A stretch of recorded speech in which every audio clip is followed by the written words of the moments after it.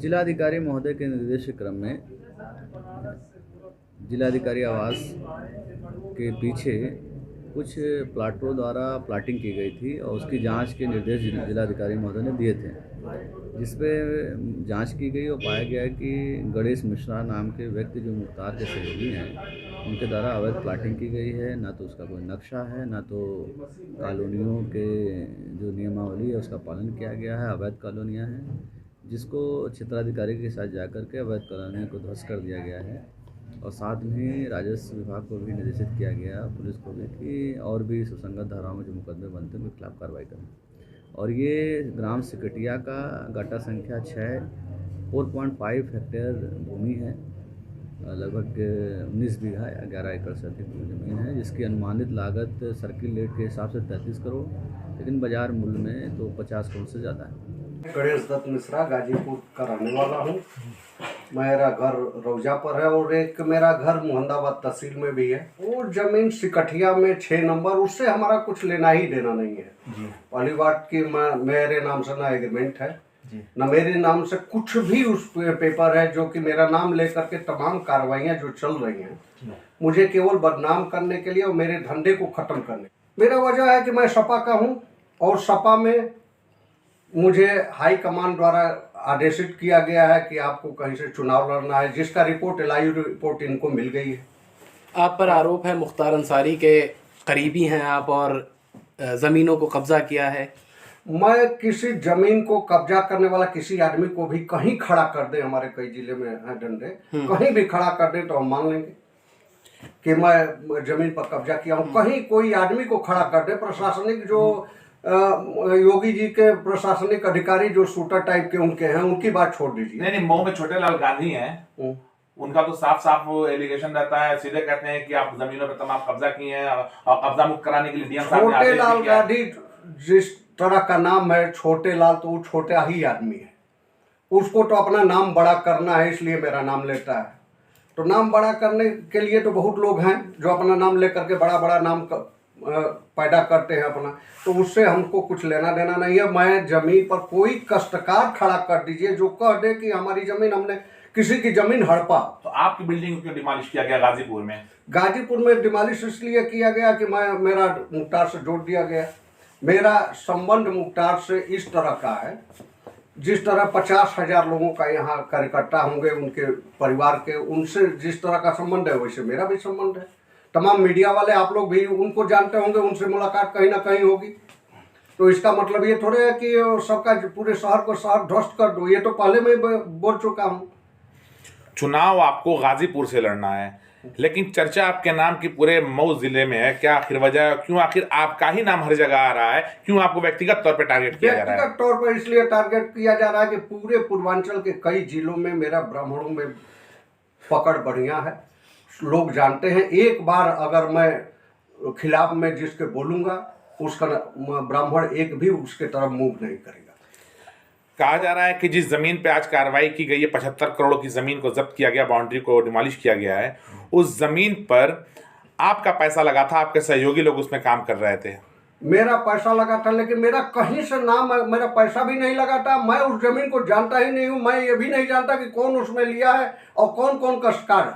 मैं जमीन पर कहीं से कोई कागज दिखा दे मेरे नाम का, उसमें कहीं से एग्रीमेंट, रजिस्ट्री, कुछ भी, तो मैं सब कुछ, मैं जेल या जो भी घुमा फिरा करके हमारे ऊपर करना चाहते हैं मुकदमा, उस पर हम तैयार हैं। मुख्तार अंसारी से हमारा इस स्तर का कोई संबंध ही नहीं है। जिस तरह 50,000 लोग हैं उस तरह मैं भी उनको जानता, वो भी हमको जानते होंगे शायद, और कहीं से ये लोग जोड़ नहीं पाए हैं हमारा उनका रिश्ता। लेकिन जो मुख्तार अंसारी की जो गैंग है 191, उसमें आपको कहा जाता है काफी सक्रिय सदस्य आप उसके हैं। पूरे पूर्वांचल में नहीं, उत्तर प्रदेश में ब्राह्मण जो मजबूत हैं उनके ऊपर कार्रवाई की जा रही है, उसी के तहत मेरे ऊपर भी की जा रही है। योगी जी गोरखपुर की लड़ाई को पूरे प्रदेश में फैला दिए हैं। उनका तिवारी जी की जो लड़ाई थी उसको पूरे प्रदेश में फैलाए हैं, और उसके तहत हमको भी जोड़ देते हैं कि ये भी मजबूत ब्राह्मण है, विपक्ष का है, सपा का है, इसलिए इसको ध्वस्त करो, इसको का नुकसान करो। आज वो जान गए हैं, लाइव रिपोर्ट मिल गई है कि कहीं ना कहीं से हमको अखिलेश जी लड़ाने वाले हैं चुनाव, तो इसलिए वो अब बहुत तेजी से कार्रवाई मेरे ऊपर होगी। हो सकता है कि मुझे जेल भी जाना पड़े, कुछ ना कुछ ऐसा ये करेंगे। लेकिन अब मैं देखना चाहता हूँ कि ये हमको घुमा फिरा करके कैसे जेल में ये हमको डालते हैं, या कौन सी कार्रवाई इस तरह की करते हैं ताकि हमारे ऊपर कोई संगीन अपराध बने। क्योंकि आज तक मैंने कोई अपराध किया ही नहीं है। मैं जिस जमीन पर आज ध्वस्त करके मेरा नाम उनके तथाकथित शूटर अधिकारी जो मेरा नाम ले रहे हैं, तो मैं उस जमीन से कोई लेना ही देना नहीं। तो आपको क्या लग रहा है कि ये कार्रवाई आपके ऊपर कौन करवा रहा है? अब ये कौन करवा रहा है, ये तो सीधा सीधा है कि योगी जी करवा रहे हैं। सभी ब्राह्मणों पर जैसे मजबूर करा रहे हैं वैसे हमारे ऊपर भी करवा रहे हैं। आपका अगला कदम क्या होगा? जो आपका नाम लेकर के बदनाम, आपके हिसाब से आपको बदनाम किया जा रहा है, मेरे धंधे को नुकसान पहुंचाया जा रहा है, मेरे क्रेडिट को डाउन किया जा रहा है। मेरा अगला कदम होगा, मैं हाई कोर्ट से जा करके रिलीफ मांगूंगा और इन सभी अधिकारियों पर मैं हाई कोर्ट में दाखिल करूंगा कि मेरे धंधे को क्यों समाप्त किया जा रहा है। क्या धंधा करना भी बेकार है क्या? आज के डेट में पूरे प्रदेश में योगी जी तो बहुत बड़ा काम जिसको दिखाते हैं कि मैं बुलडोजर चलवा दिया, 10,000 बिल्डिंगें ढाए हैं, कम से कम 30 से 35 हजार लोगों को बेरोजगार किए। प्रत्यक्ष रोजगार तो कहीं दिखाई नहीं देता उनका, लेकिन बेरोजगार जो किए हैं वो दिखाई दे रहा है। लेकिन उत्तर प्रदेश को तो अपराध मुक्त माना जा रहा है कि अपराध मुक्त भयमुक्त हो गया उत्तर प्रदेश। ठीक है, भय मुक्त अपराध मुक्त क्या? हर शहर में उनके स्वजाति जो माफिया हैं, किसी भी शहर में आप उठाकर देख लीजिए, हमारे सटे हुए बनारस में देख लीजिए, 4-5 माफिया हैं उनके स्वजाति जिनको कि खूब संरक्षण दे रहे हो। तो भय मुक्त अपराध मुक्त केवल एक आदमी के नाम लेकर के किया जाता है कि भय मुक्त अपराध मुक्त पूरे समाज को ठीक करने पर होता है। अब सामने चुनाव है और अभी ये एक बता रहे हैं आपकी, आपको लग रहा है कि जेल में भी आपको डाल दिया जा सकता है कुछ दिनों के लिए, चाहे जो भी हो। तो क्या आपका चुनाव प्रभावित नहीं हो, कहीं ना कहीं इससे आपकी छवि खराब नहीं हो रही है?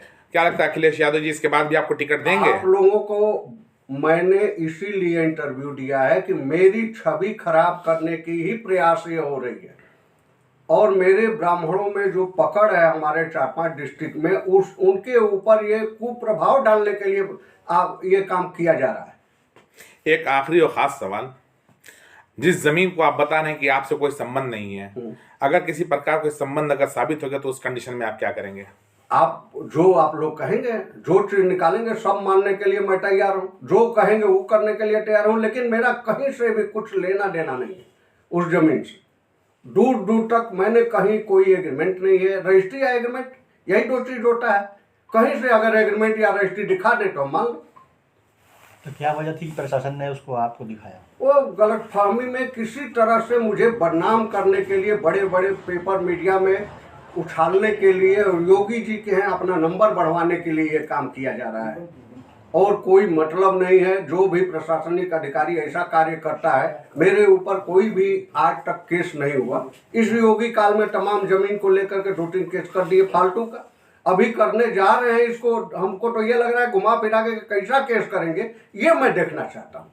अख्तर अंसारी से जोड़कर किसको किया जा रहा है मैं ये भी नहीं जानता, किसको नहीं किया जा रहा है ये भी नहीं जानता। हाँ, इतना जरूर जानता हूँ कि बहुत आसान उपाय हो गया है कि किसी को मुख्तार से जोड़ करके और उसके ऊपर कार्रवाई कर दो। ये आसान प्रशासन का एक हो गया है।